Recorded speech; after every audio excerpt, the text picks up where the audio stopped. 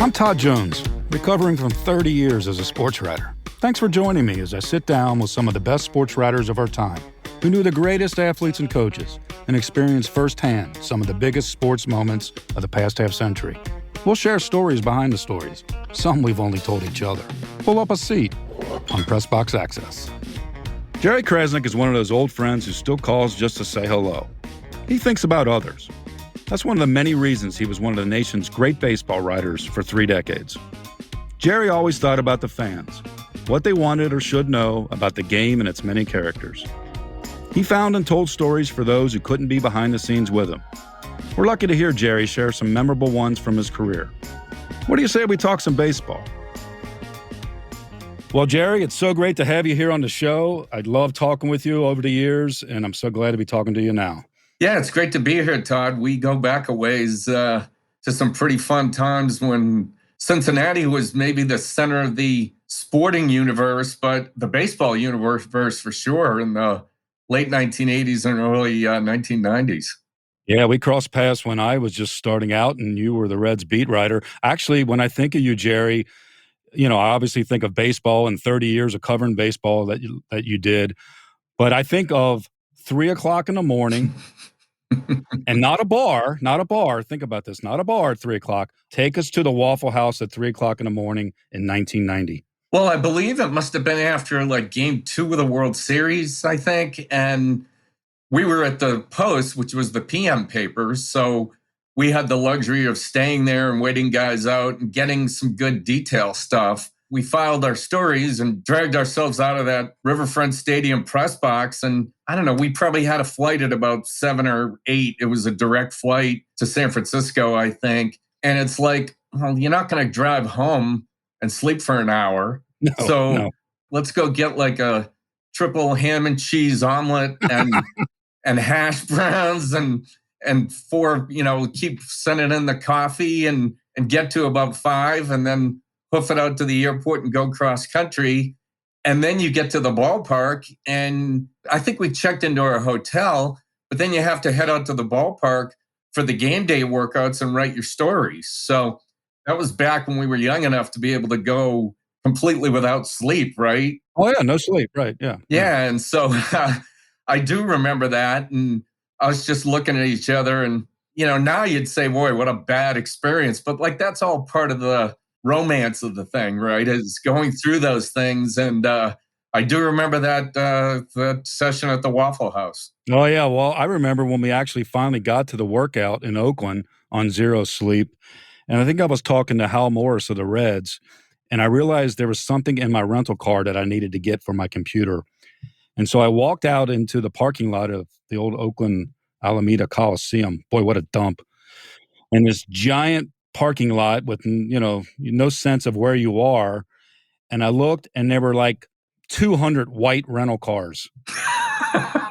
And I had no fob. That was pre-fob. No fob, no sleep. And I'm walking around. It felt like an hour trying to figure out what car is mine?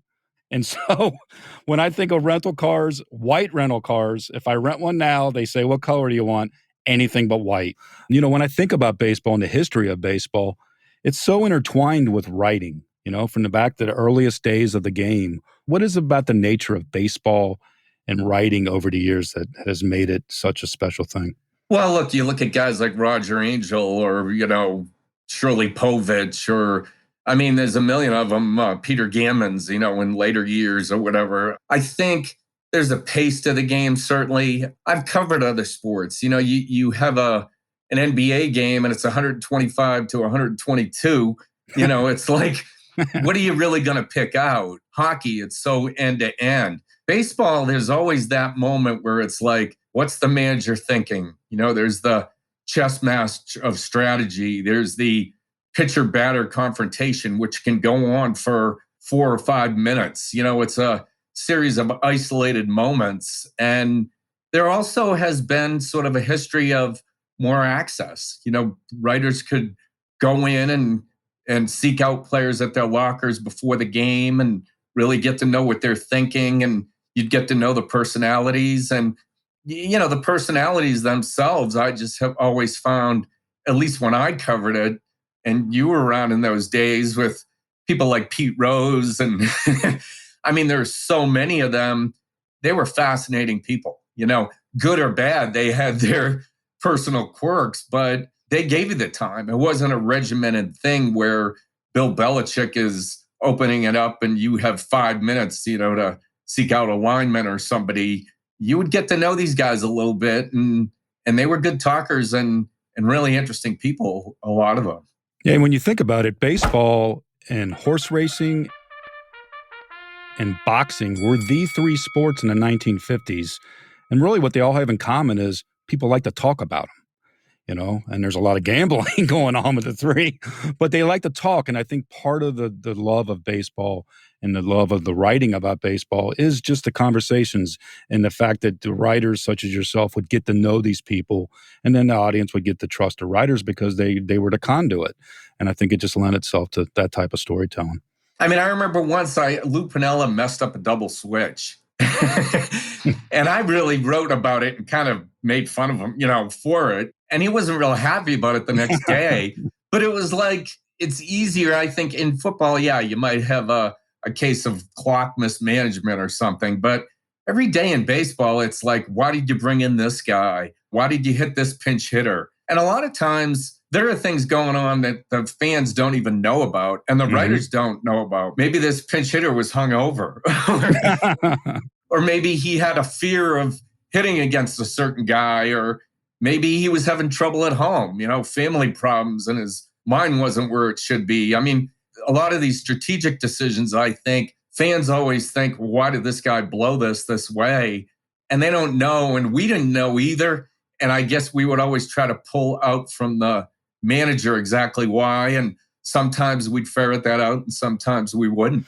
So in 1988, you left your home state of Maine and you moved to Cincinnati, and the Cincinnati Post, the afternoon paper, made you the beat writer to cover the Reds. So in the spring of 88, you walk into the manager's office and spring training facility down in Florida, and it's Pete Rose. Yeah, I mean, look, I was, a lot of kids now you see get jobs, and God bless them, they might be 22 or 23 out of college and get their first beat job, and that's tremendous. But I was 29 years old and I moved. We were actually going to my wife and I were engaged, and we got married in the middle of my first season when we moved out to Cincinnati. But I think it was right around St. Patrick's Day. They didn't fill the beat job until late. And I get out of the airport in Tampa, drive to Plant City, home of the Strawberry Festival. The game was done and nobody was around. And I walk in and open the door to the manager's office, and Pete Rose is sitting there. And that's pretty daunting. You remember Pete, like he would do things like he'd have shampoo at his desk and he'd like rub it in his hair and then sit there for 10 more minutes and then go in and take a shower. Well, it was such a good haircut, right? Pete he had to preserve that Mo Howard haircut, I remember walking in and saying, Pete, and my voice is shaking and I'm nervous as hell. And Pete, I'm Jerry Crasnick, and I'm the new beat writer. And he was cool. I mean, he was fine. I remember, I think we were like 2 months in and I was late for an interview, like an interview thing. And he said to somebody, "Where's that Tim guy?" And then finally he learned my name and he called me Kras. And you can not like a lot of what Pete Rose did, but that doesn't prevent you from having a huge soft spot for him personally, right? Right. Just as one of the amazing, most fascinating human beings and characters I've ever met anywhere. And it's funny, the thing that stuck with me as somebody who always treasures the language as a writer was Pete's mangled syntax. He said to me once, I was writing a story and he said, "You're making a mountain out of a mole." When Bart Giamatti was deciding his gambling thing, Pete said, "All I want is an impractical decision maker." Don't we all?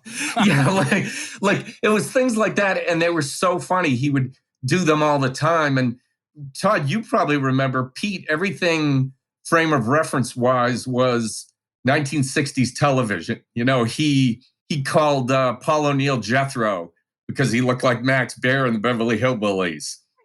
He called Tom Browning Otis because he looked like the town drunk in Mayberry.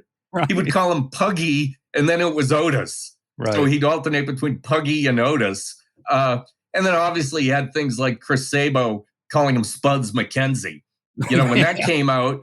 And like everybody looked and said, with the goggles and the goofy kind of haircut, he does look like Spuds McKenzie. So Pete had this like natural sort of thing that I think it was the same reason why when you'd go to autograph shows or something, people looked at him like he's the guy you wanted to be sitting next to at a bar. He related to the common man and the regular guy better than anybody I've ever encountered in any sport anywhere, ever.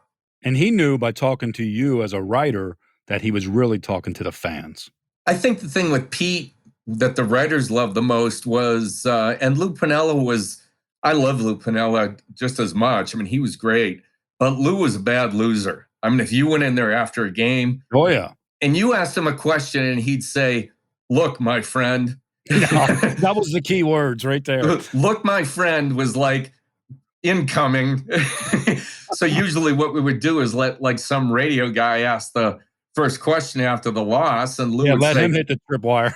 Yeah, let him step on the minefield. But Pete was the opposite. Like Pete, if the team lost a game and it was bad and the players didn't want to talk, Pete would fill up your notebook and he would bail you out. I mean, he would be funny. He would say whatever he had to say. He was tremendous and he carried a lot of us. It was really almost a thing where you didn't want to fall into that trap, right? Where every day you just quote Pete, because there were a lot of interesting guys on those teams, but it was hard not to fall in that trap just because he was such a gem when it came to giving quotes and helping you write your story.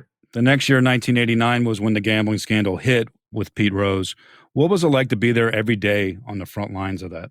Well, it was funny because in spring training, I think he didn't show up for a day or two, and he came back and he said, they said, "What's this all about?" And he said, "The commissioner wanted my advice on something."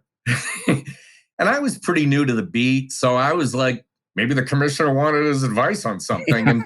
And the people who were around longer than me said, "No, there's something going on here." And I believe it was Murray Chass from the New York Times reported that it was Peter Ueberroth, I guess, at the time, right? Called him in and had said, they had issues with the gambling. And he came back. And it was one of those things where, okay, today something's going to come down. Well, nothing came down, but you had to be there anyway. And, you'd say, well, can I take today maybe and just take a day and not be near the park? But you couldn't. You had to be there. And day after day after day. And then the season started, and this is obviously pre-cable TV, pre-internet, but we had television crews from the different networks following us every day. They became like surrogate beat writers. Every day it was like, okay, the Reds lost the game, and somebody would ask a question or two, and our news desk would say, "Hey, there's a story that Pete was going to, that there were some betting people who were threatening to break Pete's legs. And we're gonna write about this tomorrow."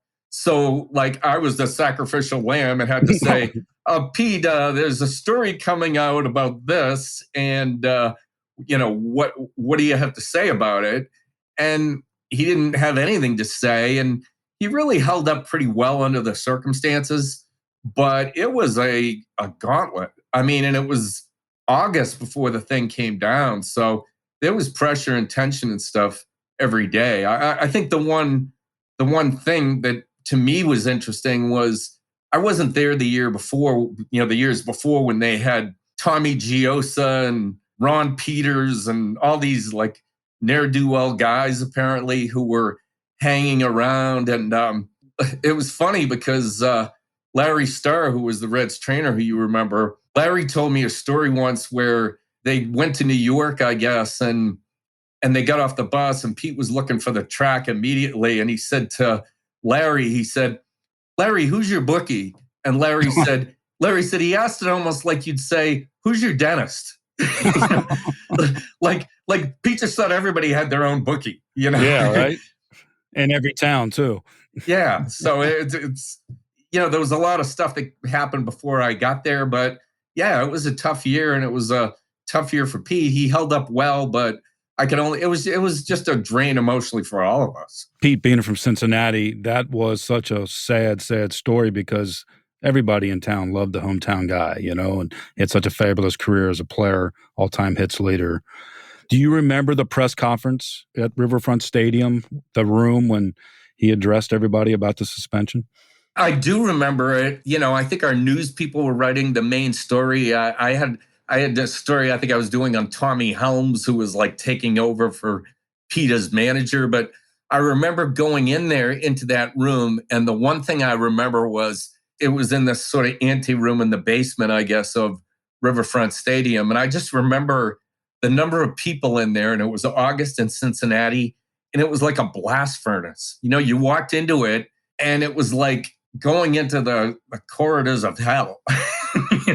Heat wise, it had to be 130 degrees in there. It was just hit you in the face as you went in there. And, and then obviously like it unraveled. I remember we were in Pittsburgh the next week, and I'm in the clubhouse, and all of a sudden they say, Bart Giamatti just passed. Right. He A week died. later. Yeah. Yeah. And it was like, well, if Pete was ever going to get back into baseball, this might put the kibosh on that. So, that was the sort of postscript to it that people don't always talk about, but that was, a huge emotional aspect of that story as well. And then what's really crazy is you have that just tragic story all year, every day. And then the very next year, the Reds go wire to wire and win the World Series. So you have the total opposite feeling in Cincinnati. So now you're covering that every day. That had to be quite a change for you.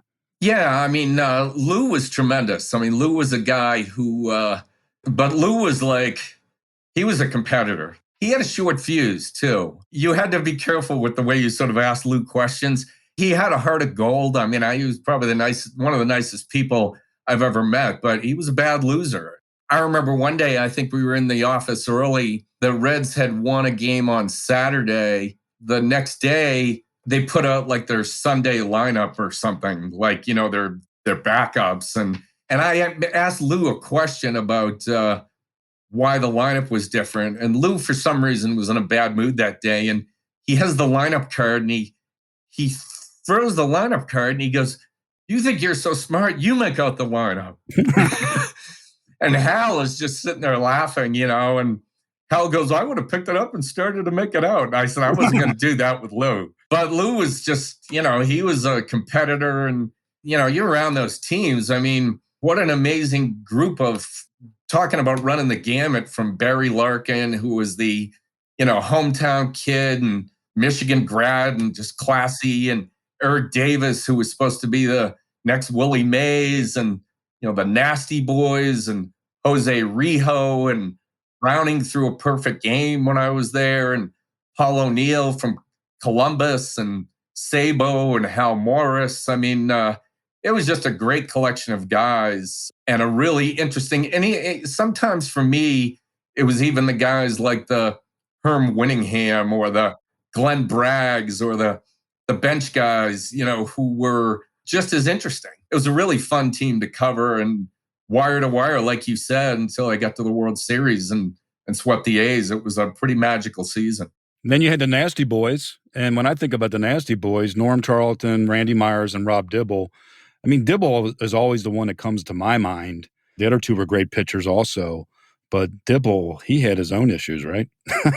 Yeah, they all were their own characters. Randy Myers had the soldier of fortune kind of shtick, and didn't he have a grenade in his locker? Had a grenade in his locker and that sort of thing. And he had his thing. Norm was the guy, I think he majored in he was a triple major at Rice. I think it was philosophy, religion, and something else. And Norm was really smart. They called him the sheriff. And Norm had he was kind of like the closet wise ass, He struck out 10 guys in 4 innings in San Francisco once, and everybody kind of thought that he was doing something with the baseball. And you'd go up to him, and he'd wink at you and kind of talk about the wind and the way the wind was blowing and that sort of thing. And Norm was actually the guy who gave me one of my favorite scoops. He was such a great guy. I remember this. There was a game against the Dodgers, and Mike Scioscia was hitting, and everybody remembers the game where Norm was running the bases and ran over Scioscia and steamrolled him. But there was a game where Norm was pitching and Scioscia was hitting, and Norm hit him with a pitch, and nobody knew anything about it. And I came downstairs to do my interviews, and you remember down outside the clubhouse, it was all gasoline fumes, and the players would go to their cars. Well, Norm sees me walking, and Norm comes over and says, "Aren't you going to ask me why I hit Scioscia?" And I said, "Should I be asking?" And he said, "Yeah, if I were you, I'd ask." So I said, "Well, why'd you hit Scioscia?" And he says, "Because he was peeking back and he was stealing signs. And next time, if he does it, I'm going to hit him in the head." Wow. So I said, "Well, can I quote you on that?" And Norm goes, "Absolutely." So I go upstairs, write the story and file it. And I think the headline was "Sign Stealing Larceny Turns Charlton Nasty." So I walked downstairs to go to my car, and Stan Williams was there with Larry Rothschild. I think Larry was the bullpen coach maybe, or might have been the pitching coach. And I told Larry what was going in the paper, that day. And all the color drains from Larry's face. And he says, "You can't write that. Like you have to go upstairs and tell him you can't write that." I said, "Larry, sorry, it's already filed. It's already being delivered." And I came in the next day, and Tommy Lasorda was going crazy. It was huge. Everybody was just jammed into his office, and everybody went to Norm, and Norm said, "I don't have anything to say." And, I think he gets suspended for a week. But I remember going to Norm later and saying, "Look, hey, I'm sorry I got you in trouble." And he said, "Look, it was a dumb thing to say, but I said it, and I got to live with it." And I thought, wow. there's a man, A stand-up guy, right? He didn't blame me or say, "Hey, it was off the record," or he took it out of context. Yeah. He was tremendous about it. He was great. Norm came in one day, I remember, with video. He was hunting alligators or something, I guess, in on some lake in Texas. And he had this video of himself, the gator would swim it with a boat, and they try to pull it up and wrestle it. And I said, this guy he was actually probably the craziest of the three. But obviously, getting to Dibble quickly, he was the guy who it was always something. He just had no impulse control. And well, he threw a ball at a runner. He threw a ball into the stands. He threw a bat at the backstop. I think Terry Pendleton got a hit.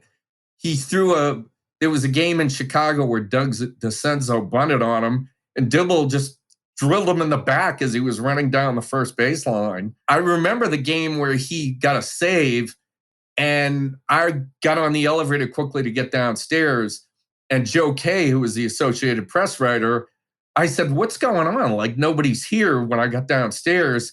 And Joe Kay said, "Did you see what happened?" And I said, "No." And he said, Dibble was mad at the way he pitched, so he took the ball, threw it about 300 feet into the center field stands. And it hit like an elementary school teacher or something. Hit a school teacher and injured her. And so he did that. Well, I remember 1990 playoffs against the Pirates. Dibble was he was on a crusade about his contract. He was going to get a new deal. And so he knew he had the national media. So every day he's talking up his contract and how underpaid he is. And it just became this daily thing. Dude, you're in the playoffs. You're trying to win the championship. But anyway, so he's going on. And I was in this little crowd around him, and sitting the locker next to him was Charlton.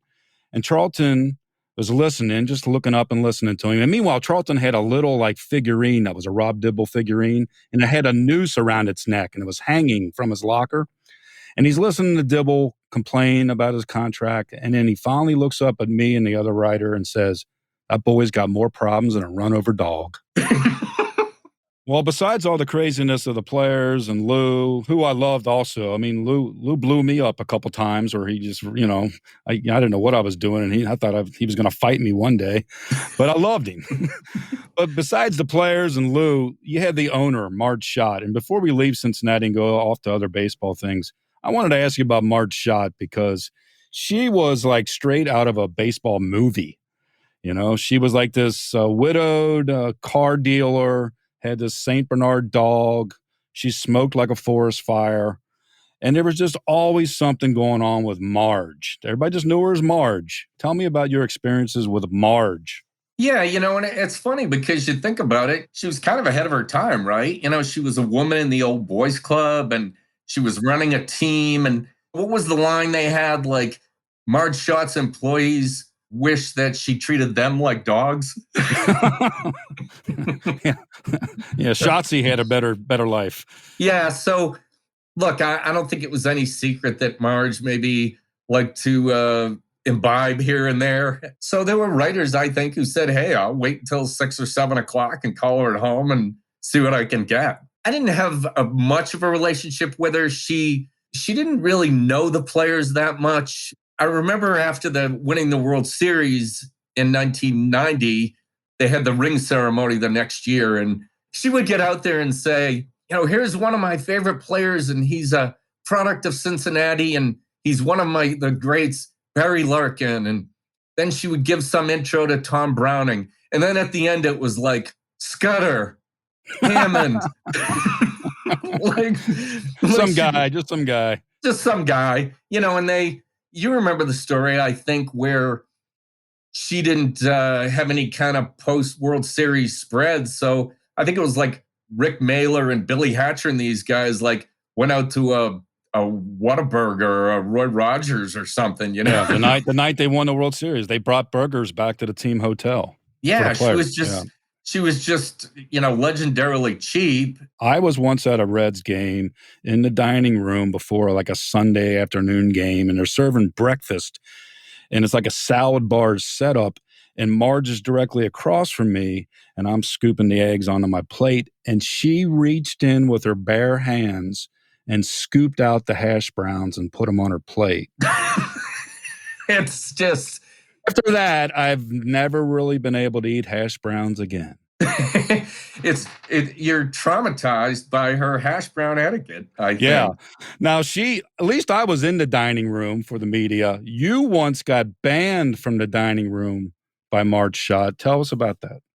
Yeah, it was funny because I think the previous year, Hal McCoy and Rob Parker had gotten banned from the dining room, and they did these barred by Marge hats, and and they became like the must-have fashion item, and I wasn't banned, and I almost felt kind of like left out a little bit, and I need to get banned.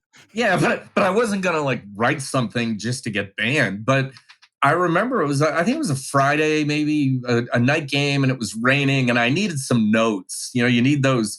You're scrambling for those early notes. And the dog at the time, it was Shotzi 02, I believe. The sequel. Yeah, would be out on the field. And it was a nice dog. I love dogs. It was a St. Bernard. But this dog would chase players. It would nip at them. It would steal the gloves and like run across the field. It would defecate on the AstroTurf. I mean, it was doing a lot of stuff that really was becoming more than just your cute mascot type of stuff. So I asked Tim Belcher, who was one of the all-time great straight shooters. He was a guy who... Reds pitcher. Yeah. Yeah, if he didn't pitch well, he would leave early. He would write a note out and tape it to his locker. Like, for quotes. Yeah, like, hey, guys, I'm in a bad mood, so I can't talk, but here's what I can say. My slider was horseshit tonight. This pitch was... whatever. Like, he was amazing. He says to me, look, we all love dogs and we all love pets, but I just don't think that if you took a survey in this clubhouse, most guys would see the value or enjoy this dog being around and just causing all the havoc that it's causing. So a light bulb went off in my head, like, this is a pretty good lead note. This is a chance to get barred. I didn't really think that way, but it was in the back of my head. And I wrote the note. And the next day, I remember sitting in the press box in the back row, I think, because it was a Saturday and I didn't want to, I was just kind of hanging out. And I heard her walking out and saying my name, like Crasnick, like she couldn't pronounce it. And she banned me from the press box, the dining room.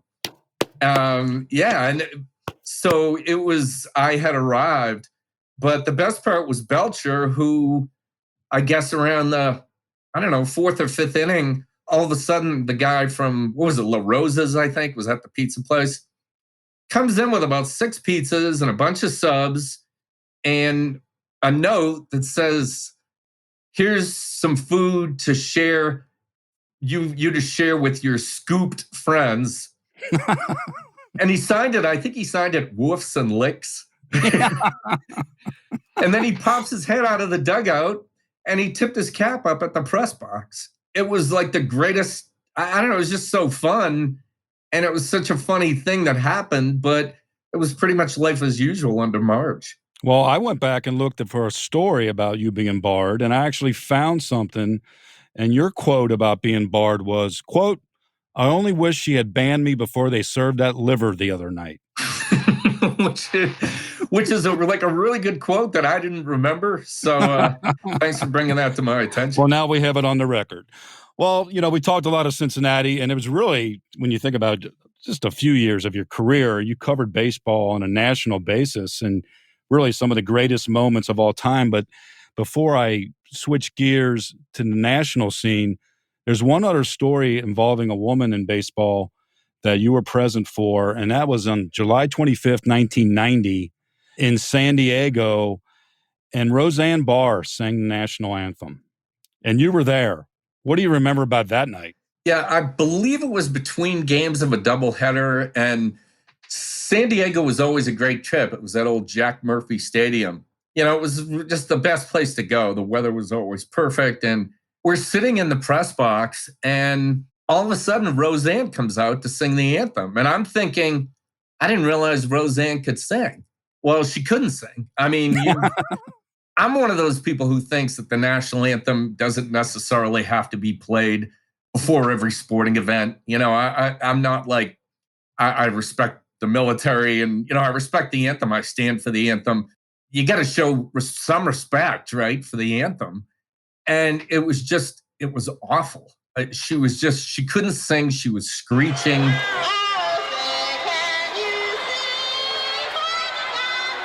And I can still hear the word ramparts. That one stuck in my head. Oh, and the fans were they were booing like crazy. And then at the end of it, I believe it was Mark Parent, maybe was the catcher or somebody.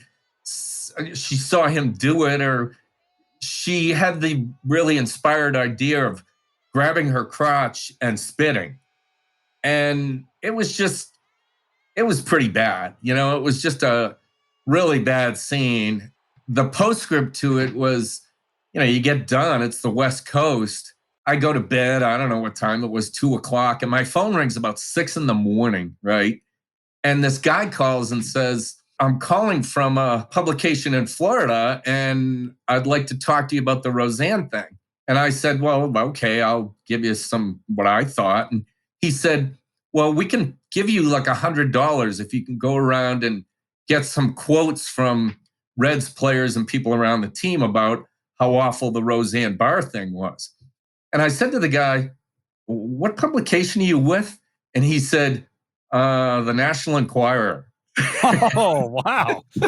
So I said, this was one of them, I don't know what prompted me to say this, but I said, who would be really good for you to call on this? Marty Brennaman. And I don't know if Marty ever knew. Red announcer, long-time announcer. I don't know if Marty ever knew that they called him, or if it was the National Enquirer when they called. But I just thought that the two things struck me as funny. Like, if you're going to talk to anybody about this, it probably should be Marty Brennaman. I'm sure Marty lit it up. I'm looking at the list of things that you covered. Kirk Gibson's homer off Eckersley, the '89 Earthquake Series, Joe Carter's homer off Mitch Williams, the Smoltz Jack Morris Game 7 duel in Minnesota, Cal Ripken's record-setting game, on and on and on. Piazza's homer after 9/11, Mark McGuire's homer, Cubs Indians Game 7. So many just indelible baseball moments. Baseball is really about also the characters in the game, and we've talked about some of them. Besides the Cincinnati guys, who comes to mind for you all the years that you covered baseball as just good guys to deal with, but also just guys who are amazing players? They're the good guys. There's, Walt Weiss was a guy I covered. Jeff Reed, who was backup catchers, could be some of the best guys. They would be. Why is that? I think it's because they have to interact with the pitchers, but they're also hitters, and they are behind the plate. They see the game unfold. I think that's why you see all these guys who become managers, the Bruce Boschis, and because a lot of hitters, let's face it, Lou Piniella was a really good manager. Lou didn't really like pitchers. No. He didn't. He couldn't relate to pitchers. So Larry Rothschild had to be kind of the buffer, like when Lou wanted to yell at a pitcher, Larry would kind of say, look, I'll talk to him. But the backup catcher understands what the pitcher is going through. So, I could give you a list if I thought of it of 20 guys like that who were amazing. Jose Rijo was a joy back in the game in the day. I mentioned Barry Larkin, just the quintessential professional guy, understood being a leader, that kind of thing. Nationally, of the Hall of Fame type of guys, one guy who stuck with me was Tony Gwynn. Yeah, right. Tony Gwynn, he was one of those guys who always kind of feigned annoyance when the writers would come by and he'd say, I got nothing to say about that, but I will say this. Yeah. And then he'd go on for like 20 minutes and fill your notebook. One of my favorite stories was I was in Denver and I used to have to go around and do these 60, 70-inch features and takeouts on guys. And I set something up with Tony Gwynn's agent when we were at Jack Murphy Stadium. And I think the clubhouse opened at 3, but I wanted to get there early. And I got there about 2:30. And the clubby, whatever, it was his job. It wasn't his fault, but he was giving me a hard time. And he said, you can't come in. And I said, well, Tony said he'd meet with me. He went in and asked Tony, and Tony said, yeah, let him in. I spent an hour and a half in the video room with Tony Gwynn. Wow.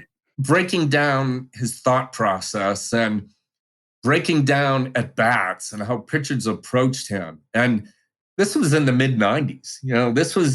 It was seriously like talking to a surgeon when he's in the operating room. Right. It was just, it was amazing. And we talked about everything, the 5.5 hole in left field and how he would tailor his swing to get to that. We talked about bats, and he told me the story about a bat that he owned that it was like the perfect quality bat, and he called it 9 grains of pain.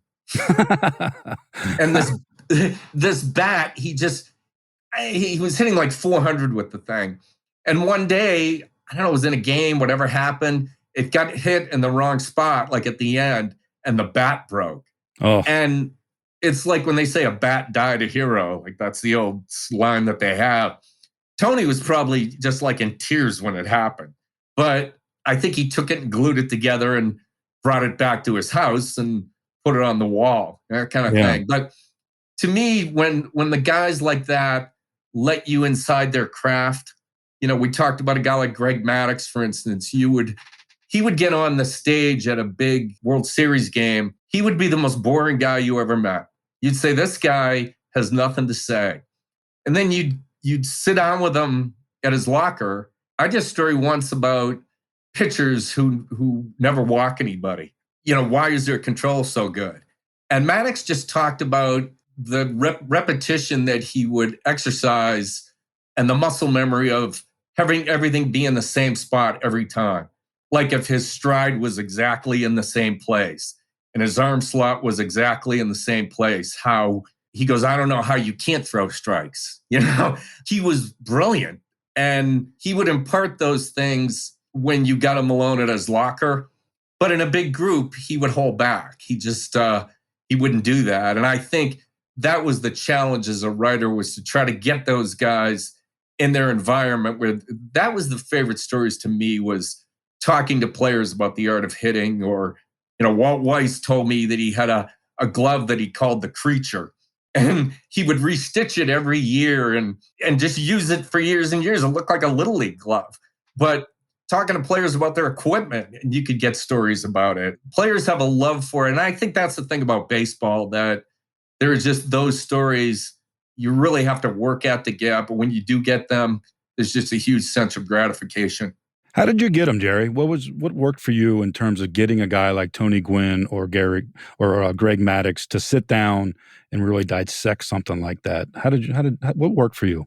My goal when I went in to do a story with a guy was, if I don't tell somebody something new in this story, then why am I doing it, right? And my threshold was more 3 or 4 things, So I would, like, when the internet came up, there wasn't that much excuse. The best thing for me was when I got a Nexus account, like a Nexus Lexus account, because I would just go in and get all these stories and block save them and read them through and read everything.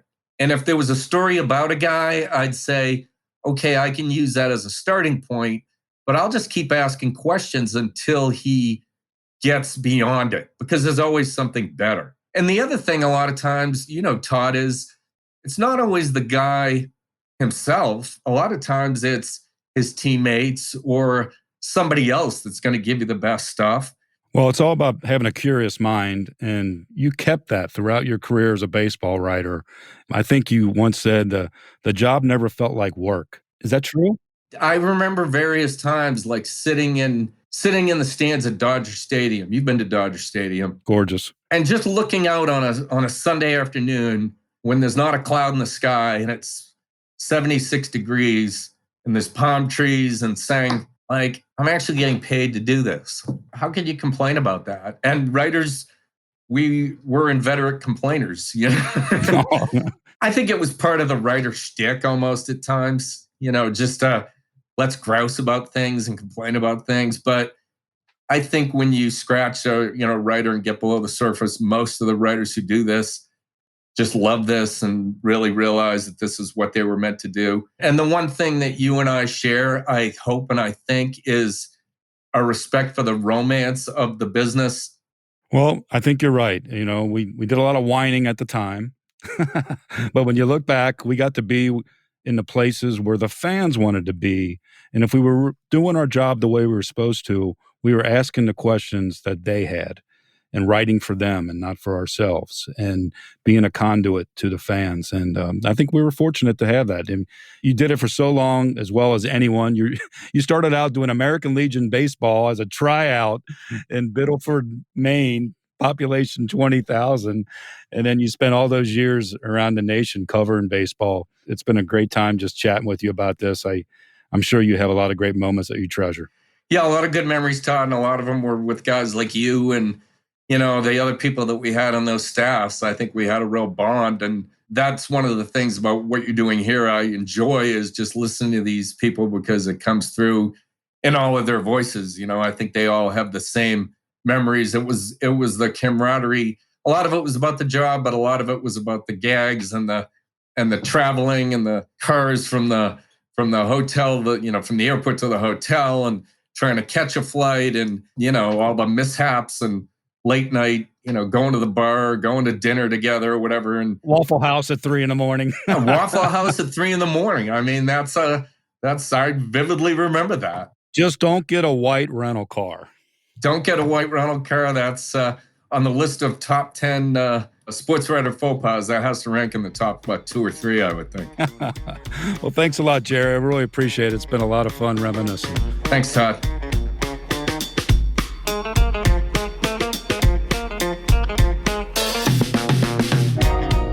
Thanks for listening to Press Box Access. You can find us here with a new episode every other Wednesday. If you enjoyed this episode, please be sure to subscribe and follow us on Apple Podcast or on your favorite podcast app. We'd love for you to review us. 5 stars would be nice. Follow us on social media. Drop us an email at pressboxaccess@gmail.com. And be sure to spread the word. Everyone is welcomed here. This has been a production of Evergreen Podcast. A special thank you to executive producers Michael D'Aloia and Gerardo Orlando. Producer Sarah Wilgrube. I'm your host, Todd Jones. It's closing time. Rock on.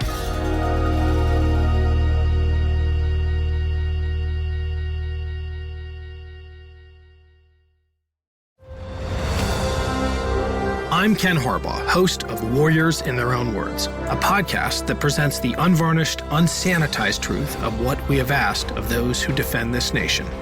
As a country, we need these stories more than ever. Stories from Americans who have borne the battle, including 30-year-old remastered interviews with veterans from World War I recounting their time in the trenches of Europe, and with veterans from World War II, Korea, Vietnam, and from our most recent conflicts in Iraq, Afghanistan, and other battlefields Americans may never have heard of. Hear their stories by listening to Warriors in Their Own Words wherever you find podcasts.